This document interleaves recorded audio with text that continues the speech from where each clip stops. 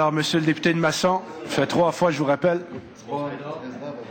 Si on ne veut pas trop accuser trop de retard, j'invite le représentant de la Société Saint-Jean-Baptiste de Québec à bien vouloir regagner, à s'approcher à la table des témoins pour que nous puissions poursuivre nos travaux avec la bonne et gentille collaboration de notre collègue porte-parole de l'opposition officielle.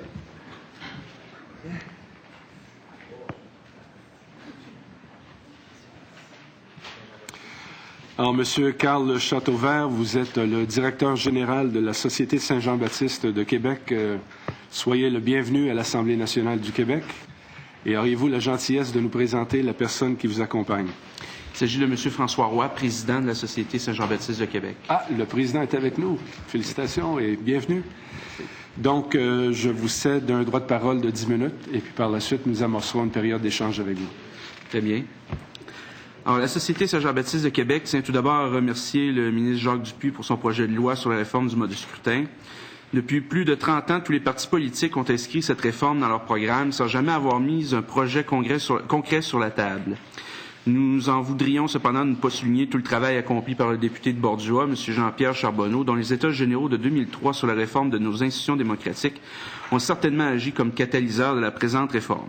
Ce n'est pas d'hier non plus que la Société s'intéresse à cette question. Lors de son congrès général annuel d'octobre 2001, M. André Larocque, anciennement sous-ministre à la réforme des institutions démocratiques, mais alors et toujours professeur à l'École nationale d'administration publique, a prononcé une conférence sur les différentes réformes nécessaires à l'amélioration de notre démocratie. La Société y a aussi adopté 7 résolutions, dont une sur la réforme du mode de scrutin, mais aussi sur l'élection au suffrage universel du premier ministre, les élections à date fixe, l'abolition de la monarchie, la réforme ou la dissolution du Sénat, la création d'une carte d'électeur et la correction de la liste électorale permanente. En 2003, la Société a déposé un mémoire aux États généraux sur la réforme de nos institutions démocratiques, ainsi qu'à la Commission des institutions qui a dû ajourner ses travaux à la suite du déclenchement des élections.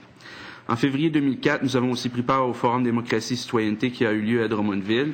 Enfin, la Société Saint-Jean-Baptiste de Québec a aussi appuyé le Mouvement pour une démocratie nouvelle, le Mouvement pour une représentation équitable au Canada et le Mouvement Démocratie et Citoyenneté du Québec. Les membres de cette commission devineront aisément que nous appuyons l'introduction d'une composante proportionnelle dans l'élection de nos représentants. Il est en effet inacceptable qu'un gouvernement puisse être élu sans pour autant avoir obtenu la pluralité des voix lors de l'élection et que parti s'étant attirer les suffrages d'une bonne partie de la population n'obtiennent pas un nombre de sièges correspondant à ce suffrage. Il est aussi malsain pour le débat démocratique que certaines positions politiques ne puissent se faire entendre à l'Assemblée nationale. Nous croyons que cette réforme est essentielle et qu'un maintien du statu quo est inadmissible. Néanmoins, ce projet de loi mérite quelques modifications afin de répondre plus adéquatement à ces critères. La carte électorale et la composition de la Chambre. Le projet de loi propose de diviser la carte électorale en 24 ou 27 districts électoraux comprenant chacun 3 circonscriptions électorales. À l'échelle du district, 3 députés seront donc élus au scrutin majoritaire dont les résultats seront compensés par 2 députés élus par scrutin de liste. L'Assemblée nationale compte ainsi 627 députés, soit 77 députés de circonscription et 50 députés de liste pour un rapport de 60 pour 40. Premièrement, nous préférons un rapport de 50 pour 50 comme dans le système allemand. La principale qualité du système proportionnel est de favoriser la diversité des opinions en Chambre. Ce rapport de 50 % de députés de circonscription et 50 % de députés de liste nous semble plus avantageux et permet une meilleure compensation de résultats. Deuxièmement, nous croyons que le nombre de districts est beaucoup trop élevé. Idéalement, la carte électorale devrait, selon nous, être divisée en districts correspondant à peu près aux régions du Québec. Nous comprenons toutefois que la répartition géographique de la population du Québec rend cet exercice difficile. Elle le rend cependant pour nous essentiel car nous croyons que les régions doivent être convenablement représentées et que le district national risquerait d'augmenter indûment le poids de Montréal. Malgré cela, la Société estime que le nombre de districts devrait être abaissé de façon à ce que chaque district compte au moins 10 députés, soit 5 circonscriptions électorales. Certaines régions devraient être regroupées et d'autres divisées, comme la région de Montréal peut-être, par exemple. De plus, il est beaucoup plus facile de compenser les résultats du scrutin majoritaire avec 5 députés de liste qu'avec 2. La réforme proposée favorisera encore les grands partis. Au mieux, sera-t-il possible de compenser les résultats pour les 3 partis actuels. L'exercice sera encore plus compliqué s'il s'avère qu'un député indépendant a été élu au scrutin majoritaire. Il devrait d'ailleurs être envisageable d'établir un seuil de 5 % pour le district, quitte à ajouter un certain nombre de sièges flottants à l'Assemblée nationale. Ce qui nous amène enfin au nombre de députés à l'Assemblée nationale. La société est d'avis qu'il est légitime d'en augmenter le nombre. Plusieurs pays aussi populeux que le Québec ont un nombre de représentants beaucoup plus élevé. Par exemple, les quelques 8 millions de Suédois sont représentés par 349 députés. Quant au Vermont, moins populeux que le Québec, 150 représentants siègent en Chambre pour 600 000 habitants. La Société ne désire pas diminuer le nombre de sièges élus par scrutin majoritaire en dessous des 77 proposés par le gouvernement. Le citoyen doit pouvoir accéder facilement à son député et des circonscriptions trop vastes ou trop populeuses nuiraient à cette qualité essentielle du député. C'est pourquoi nous proposons une Chambre de 154 députés, dont 77 seraient élus par scrutin majoritaire, comme le gouvernement prévoit, et 77 par scrutin de liste. Nous comprenons que le Nunavik et les îles de la Madeleine, en raison de leur éloignement et de leur population, soient des cas particuliers qui justifient 2 circonscriptions particulières. Pour ce qui est des élections, le gouvernement propose que l'élection des députés de liste se fasse par le seul vote du député de circonscription. Autrement dit, le résultat du vote au scrutin majoritaire à l'échelle du district servira à désigner les candidats élus par scrutin de liste. Il est aussi entendu qu'un candidat pourra se présenter à la fois comme candidat de circonscription et comme candidat de liste, permettant ainsi à un candidat défait dans sa circonscription d'être malgré tout élu lors de la compensation des résultats. La SSJBQ est d'opinion qu'il est plus conforme à la démocratie de permettre à l'électeur de voter pour le député de sa circonscription et ensuite pour le parti de son choix. En effet, un électeur pourrait très bien apprécier un candidat sans pour autant en apprécier le parti. À l'inverse, il pourrait tout aussi bien ne pas estimer le candidat proposé par le parti pour lequel il avait l'intention de voter. En permettant à l'électeur de voter 2 fois, on lui permet à la fois d'élire le représentant de son choix et le programme de son choix, ce qui pourra permettre l'émergence de nouveaux partis de toutes orientations qui enrichiront le débat politique au Québec. Nous n'approuvons pas non plus la double candidature. La société trouve immoral qu'un candidat désavoué par les électeurs de sa circonscription soit réélu par la porte arrière grâce au scrutin de liste. Cela revient pour nous à détourner la démocratie. L'un des grands avantages du système proportionnel à 2 votes est de diminuer l'effet château-fort. En effet, certaines circonscriptions votent en si grand nombre pour un parti que celui-ci est pratiquement assuré que n'importe lequel de ses candidats soit élu, peu importe sa qualité ou la qualité de son travail en tant que député ou même en tant que ministre. La réforme proposée préserve et même renforce cet effet château-fort. Illustrons notre opinion par un exemple. Le ministre un-tel est candidat pour le parti A dans quelque part. Les électeurs de quelque part trouvent que le ministre un-tel a fait un travail épouvantable au ministère de l'Éducation, mais puisque cette circonscription est un château fort du parti A, ceux-ci ont tendance à voter tout de même pour ce parti et à reporter le ministre au pouvoir. Supposons que pour une fois, les électeurs décident de se défaire du ministre en question et élisent un candidat d'un autre parti. Le ministre un-tel a quand même de grandes chances d'être réélu, car celui-ci est évidemment placé en tête de liste de son parti et que la compensation des votes lui a alloué un siège. Les électeurs de quelque part se retrouvent malgré eux représentés par un député qu'ils avaient rejeté. La réélection de M. Intel ne satisfera pas nécessairement les électeurs des autres circonscriptions, car ils auront voté pour leur candidat ou leur parti, mais pas pour M. Intel. Autrement dit, la réforme proposée pourrait en principe permettre l'élection à vie d'un député et d'un parti dans cette circonscription. Toutefois, nous acceptons que la liste de candidats soit bloquée. Il importe que l'exercice du vote demeure simple. D'ailleurs, comment les électeurs pourraient-ils choisir leur député dans une liste de candidats qu'ils pourraient ne pas tous connaître? Nous appuyons donc le gouvernement sur ce point. Nous espérons toutefois que ces listes ne seront pas constituées de candidats choisis par la tête des partis politiques, mais bel et bien lors d'une assemblée d'investiture des membres des partis demeurant dans les districts concernés. Bref, nous recommandons l'élection du député de circonscription et des députés de liste par 2 votes séparés et l'interdiction de la double candidature afin que le vote représente le plus fidèlement possible la volonté de l'électeur. Afin d'augmenter le nombre de femmes siégeant à l'Assemblée nationale, le gouvernement propose que le financement public des partis soit bonifié selon le nombre de femmes présentées.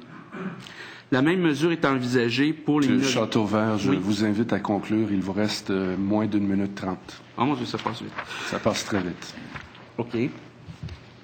Bon, alors, tout simplement, pour ce qui est de la représentation des femmes des minorités ethniques, nous estimons, en gros, que la réforme proposée de financer les partis passe à côté du véritable problème. Selon nous, ça ne réglera pas tant que ça le problème. Nous appuyons les dates fixes, l'élection tenue à date fixe. Peut-être lire simplement les conclusions. Oui, c'est ça que je vais faire, je pense. Je vais tout simplement lire les recommandations finales. Bien. Alors que soit instauré un système de proportionnalité mixte compensatoire à l'allemande, dans lequel 50% des sièges seraient élus au scrutin majoritaire à un tour et 50% au scrutin de liste, que la carte électorale soit divisée en districts électoraux regroupant chacun au moins 5 circonscriptions électorales, que l'Assemblée nationale compte 154 députés, soit 77 élus au scrutin majoritaire, 77 par scrutin de liste, qu'un seuil de 5% soit fixé afin de permettre l'élection d'un candidat d'un parti qui est à ajouter des sièges flottants à l'Assemblée nationale, que l'électeur puisse voter 2 fois, une fois pour le député de sa circonscription et l'autre pour la liste du parti de son choix, que la double candidature à une circonscription et dans une liste ne soit pas permise, que la liste servant au scrutin proportionnel soit bloquée, que le gouvernement s'attaque aux problèmes causant la faible représentation des femmes et minorités ethniques avant de financer les partis politiques. Les représentants du peuple doivent être choisis pour leur qualité, indépendamment de leur sexe et de leur origine ethnique. Que le gouvernement consulte les différentes communautés autochtones sur leur possible représentation à l'Assemblée nationale, que la date des élections soit fixe, par exemple le 2e dimanche de novembre, 4 ans suivant la dernière élection, que le seul motif valable pour le déclenchement d'élections prématurées soit le vote de non-confiance de la Chambre, que le vote électronique soit davantage étudié et qu'il s'accompagne toujours d'une preuve matérielle du vote, qu'une carte d'électeur soit créée afin de réduire les fraudes électorales et que le gouvernement fasse valider la présente réforme par un référendum. Nous remercions la Commission d'avoir bien voulu nous entendre. Bien. Alors, merci à vous, M. Châteauvert. Nous débutons immédiatement l'échange en commençant par M. le ministre. 7 minutes 30. Oui, merci. Toute une course contre la montre. Merci, M. Châteauvert, M. Roy, merci d'être ici aujourd'hui. Merci de l'intérêt que vous manifestez pour les travaux de la Commission. Merci de votre contribution. On a entendu certaines personnes nous dire que l'adoption d'un système proportionnel mixte risquerait d'affaiblir le Québec au plan politique. Ces gens-là soutiennent la thèse suivante, c'est qu'ils disent, écoutez, au Québec, les francophones sont majoritaires, mais évidemment, c'est le seul endroit en Amérique du Nord où ils sont majoritaires. Les francophones sont très menacés dans les Amériques, souffriraient de l'élection de gouvernements minoritaires, de gouvernements de coalition qui se formeraient. Il y aurait une fragilisation, finalement, du Québec au point de vue politique. Bref, cette thèse-là veut qu'un système proportionnel mixte risque d'affaiblir le Québec, notamment en ce qui concerne son identité. Vous allez encore plus loin que l'avant-projet de loi en ce qui concerne la proportionnelle, d'après ce que j'ai compris. Alors, qu'est-ce que vous répondez à ces gens qui croient qu'un système proportionnel mixte affaiblirait le Québec? Bien, nous croyons que si le Québec croit réellement à une démocratie, autant il faudrait que cette démocratie-là soit la meilleure possible et qu'elle représente réellement tous les intérêts du peuple du Québec. On voit même là, entre les différents partis, il n'y a pas beaucoup de partis, on marche présentement sur ce système uninominal à un tour. On voit déjà des consensus sur de nombreuses questions, notamment, on parle du déséquilibre fiscal, dans toute autre question. Donc, je ne sais pas si vraiment ça va nous affaiblir à ce point-là, personnellement. Je verrais même plutôt que la proportionnalité permettrait à certains francophones, dans certains comtés qui sont plus anglophones et qui auraient tendance à voter pour un parti en particulier, pourraient avoir cette fois-là la possibilité de faire entendre leur voix plus directement. Donc, personnellement, je ne crois pas que ça va affaiblir à ce point-là le Québec. Ça risque même plutôt d'être un incitatif, peut-être même dans les autres provinces, d'en faire autant, je croirais. Donc, on serait un exemple à ce point de vue-là. Sans entrer dans les détails de savoir quel modèle retenir finalement, le vôtre, le nôtre, peu importe, quelles seraient les raisons, selon vous, qui nous justifieraient d'abandonner le système actuel pour adopter un mode de scrutin proportionnel mixte? Bien, c'est comme on indiquait, c'est au point de vue de la diversité des opinions à ce niveau-là. Et en plus, en même temps, on trouve ça tout à fait inacceptable de voir que, par exemple, un parti puisse être élu en ayant reçu 43% des suffrages, mais réussir quand même à contrôler 80% des sièges, supposons. Ça peut arriver, des très grosses majorités malgré tout. Donc, c'est le principal avantage pour nous. Bien, merci, Monsieur le ministre. Je vais aller du côté maintenant de l'opposition officielle, Monsieur le député de Masson. Merci, Monsieur le Président. Si le ministre, comme il l'a fait avec d'autres groupes, vous avait posé la question entre le statu quo et le modèle qui est sur la table, est-ce que vous auriez préféré quel modèle? C'est une grosse question. Nous croyons vraiment qu'il faut qu'il y ait une réforme, mais le statu quo est inacceptable.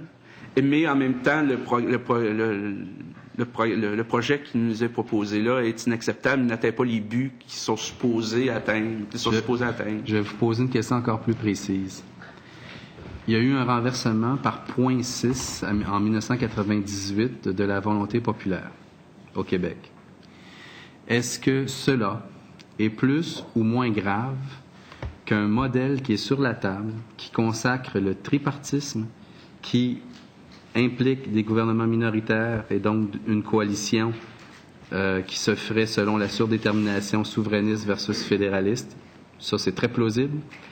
Et qu'à ce compte, l'alternance sauterait puisque impossibilité, avec le modèle actuel, de faire entrer d'autres voix plurielles et donc qu'il y ait une coalition autre à l'Assemblée nationale. Est-ce que ce que je viens de décrire est plus ou moins grave en termes d'entrave à la démocratie dans la réalité québécoise? Est-ce que vous pourriez répéter? Parce que là je me suis mélangé là, dans ce que vous avez dit. Là, personnellement, là. J'avoue que c'est pas facile.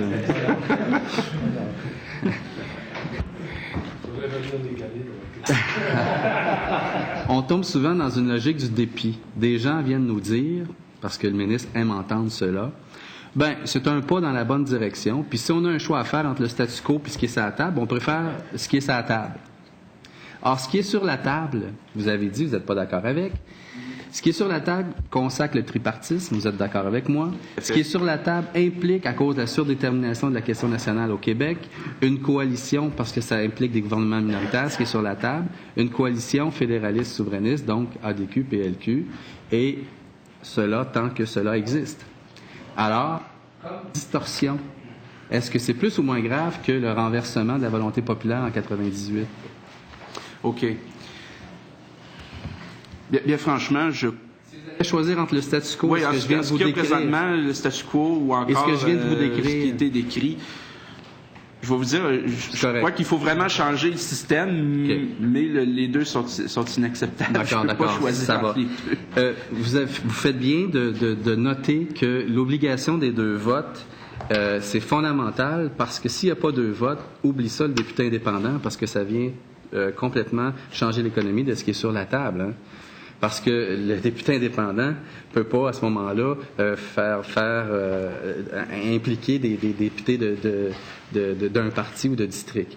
Mais plus encore, un seul vote fait en sorte, selon l'avant-projet de loi, vous l'avez sûrement vu aussi, qu'une élection partielle, la proportionnelle n'existe plus dans une élection partielle. Si le député de circonscription saute, on ne rétablit pas, finalement, l'effet que ça peut avoir sur les députés de district.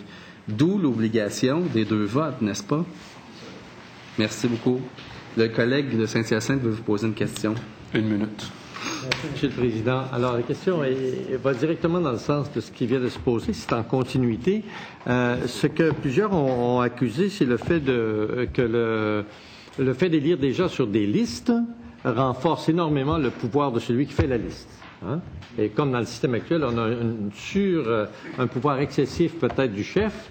Imaginez-vous, ça le renforce encore, on n'a pas augmenté la démocratie. La question que je pose est la suivante. Est-ce que le deuxième vote, s'il devenait un vote prépondérant, permettrait à l'électeur de choisir qui, sur les députés de liste, deviendrait élu. Qu'est-ce que vous pensez de cette alternative-là pour éviter ce renforcement indu d'une liste? Autrement dit, c'est que ce serait une liste ouverte et l'électeur pourrait choisir le candidat qu'il voudrait dans la liste d'un parti. Le parti devrait choisir le candidat et le parti. D'accord. Nous, ce que nous proposons surtout, c'est effectivement une liste bloquée, effectivement. Donc, le premier qui est en tête de liste est automatiquement élu. Sauf que ce que nous voudrions, nous, c'est que ce soit vraiment les membres du parti d'un district qui décident qui vont être les candidats et dans quel ordre ils seront placés. Bien. Je vais aller maintenant du côté de M. le député des Chutes de la Chaudière. Merci, M. le Président. Le député de Masson présume qu'il y aurait coalition entre l'ADQ et les PLQ. Mais je pense qu'il devrait se rappeler qu'en 1995, l'ADQ a appuyé le camp du oui. Donc, puis des coalitions, ça peut se faire, oui, sur la base de la Constitution, et il peut y avoir des notions de programme aussi. C'est pas nécessairement. Puis, selon moi, Je me fie ce au matin, programme. même deux syndicats qui ont la même vision que nous.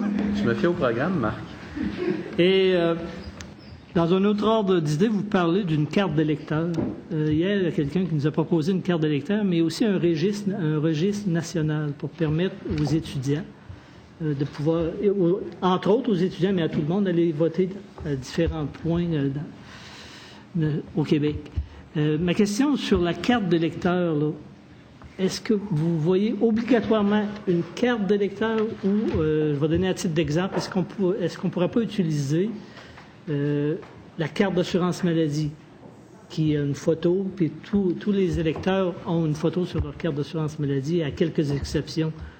Donc, c'est juste, j'essaie de voir, là, est-ce que ça prend absolument une carte d'électeur? Et deux, est-ce que on devrait l'ajouter avec un registre national pour permettre aux gens qui sont en mouvement là, de pouvoir voter? Bien, personnellement, si la carte d'assurance maladie joue exactement le même rôle qu'une carte d'électeur, évidemment, ça ne devrait pas être un problème. L'important, évidemment, c'est que cette carte-là indique que la personne a la capacité d'être un électeur, de voter, a la possibilité de voter. Qu'elle réside à l'endroit où elle a le droit de voter, évidemment. Que ce soit clair. OK, mais c'est ça, hier, lorsqu'on a abordé le sujet d'un national, c'est que moi qui demeure sur la rive sud de Québec, la journée de l'élection, dans la région de Montréal, je pourrais aller voter. Il y aurait un registre national qui indiquerait, oui, Marc Picard peut voter aujourd'hui. Donc, ça élargit, le spectre pour pouvoir aller voter. Tu n'es pas obligé d'être dans ta circonscription, même si le vote par anticipation existe. Là, ça, je comprends tout ça. Là. Je comprends ce que vous voulez dire. OK. Ouais. Merci, M. le député. Madame Proulx, maintenant, du côté du comité citoyen. Oui, j'ai perdu ma question dans tout ce qui a été posé. Là, j'avais plusieurs questions, je n'avais ciblé une, puis je pense qu'on doit y avoir répondu parce qu'elle m'échappe. Fait que je vais laisser la place à mes collègues qui ont ça. Alors, merci, Mme Proulx. Monsieur Acharil. Merci, M. le Président. Merci à vous. Vous parlez de la faible représentation des femmes et des groupes ethnoculturels et due à certains problèmes. Est-ce que vous êtes penché sur l'identification de ces problèmes et si oui, lesquels? Bien, sérieusement, on n'a pas eu la possibilité, le temps de se pencher sur les problèmes en tant que tels, mais on en a déjà qui sont souvent donnés. Bon, par exemple, pour les femmes, bon, on parle des conditions de travail, la difficulté de concilier la famille, et puis bon, le travail, etc. Pour les communautés ethniques, c'est souvent aussi une question d'accessibilité de l'emploi, ce genre de choses-là. Alors évidemment, quand on a de la misère à se placer socialement dans une nouvelle société, c'est difficile de s'y associer ou de se sentir vraiment concerné. Alors peut-être que ça pourrait être une façon, mais effectivement, il y a des problèmes de base à cette représentation-là, cette sous-représentation-là des femmes et des communautés ethniques. Et puis, il faudrait s'attaquer d'abord à celle-là plutôt que de donner de l'argent à des partis politiques qui, dans le fond, le problème n'est pas tellement, je crois, une question de financement des partis politiques à ce niveau-là, autrement dit. Donc, commencer d'abord par... c'est un problème social d'abord, plutôt qu'un problème financier de partis politiques, autrement dit, pour nous. Quelle sorte de moyens pour régler ces problèmes-là, entre guillemets? Ben ça, c'était pas vraiment je crois pas que c'est l'objet de cette commission-là. Donc, on n'a pas proposé de solution à ce niveau-là. Mais pour assurer une plus grande représentativité, nous croyons, des femmes et des communautés ethniques, il faudrait qu'elles se sentent d'abord plus concernées, surtout au niveau des communautés ethniques et tout ça. Donc, il faudrait s'attaquer d'abord à ces problèmes de base-là plutôt que de penser à financer des partis davantage. En tout cas, c'est ce que l'on croit. Mais évidemment, c'était pas la question, par exemple, je sais pas moi, de l'accessibilité à l'emploi des communautés ethniques n'était pas vraiment le sujet de cette commission-là. Alors, on n'a pas trop élaboré là-dessus. Bien, merci. Monsieur Boivin, maintenant. Alors, la question que je voulais poser est essentiellement la même, mais j'aimerais quand même aller plus loin parce que il y a des propositions sur la table qui dépassent celles de l'avant-projet de loi. Alors, comme l'a souligné mon collègue, là, vous affirmez qu'il faudrait que le gouvernement s'attaque aux problèmes causant la faible représentation des femmes et des minorités ethniques avant de financer les partis politiques. Mais moi, je souhaitais de tout cœur qu'une volonté gouvernementale puisse rapidement, en s'attaquant à ces problèmes-là, les régler. Cependant, je doute fort que ce soit possible aussi aisément d'effacer des siècles de mentalités forgées par des inégalités et des préjugés comme ça. Alors, en attendant, vous ne croyez pas préférable d'essayer de combler le fossé par des mesures telles que celles contenues par l'avant-projet de loi, mais aussi accompagnées, comme il a été proposé par plusieurs groupes, que les argents qui seraient octroyés aux partis par ces mesures-là servirait justement à s'attaquer aux problèmes. Il devrait y avoir des rapports, que cet argent-là n'est pas au financement général des partis en question, mais il irait justement au sein des partis à trouver des moyens de différentes façons, mais que ce serait encadré par un plan d'action qui lui-même, justement, servirait à essayer de combler le fossé et s'attaquer aux problématiques que vous avez énoncées. Commencer par là, ça pourrait être très bien. Ben voyez-vous, ça serait effectivement une façon, effectivement, mais c'est encore là où vous êtes un peu d'accord avec moi, c'est pas une question du financement des partis politiques, autrement dit. C'est que cet argent-là ne servirait pas à la publicité électorale, des choses comme ça servirait à trouver les moyens pour régler ces problèmes-là. Donc, effectivement, là-dessus, on serait plutôt d'accord à ce niveau-là, ce que vous dites, avec ce que vous dites. Il reste une minute, M. Boivin. Merci. C'est bien. Alors, merci. Je retourne maintenant du côté ministériel, Monsieur le député de Roberval. Merci, Monsieur le Président. Je vais tenter d'être bref pour permettre à mon collègue de Dumont de pouvoir intervenir à son tour. Mais j'aimerais revenir sur un élément de votre mémoire que vous avez présenté tout à l'heure, qui est revenu aussi ce matin et qui a fait le sujet d'une question concernant, bien sûr, les communautés autochtones. Je crois que c'est la CSN ou c'est la CSD ce matin qui préconisait une consultation préalable à une application. La CSN, une consultation préalable avec les communautés autochtones pour voir de quelle façon ils se verraient intégrés dans le processus. Est-ce que vous êtes penché, vous, sur la façon dont pourrait se tenir cette consultation-là, d'une part, et d'autre part, quel pourrait être l'échéancier de cette consultation, si c'était le cas? Non, en fait, non. On n'a pas regardé les échéanciers ou les façons.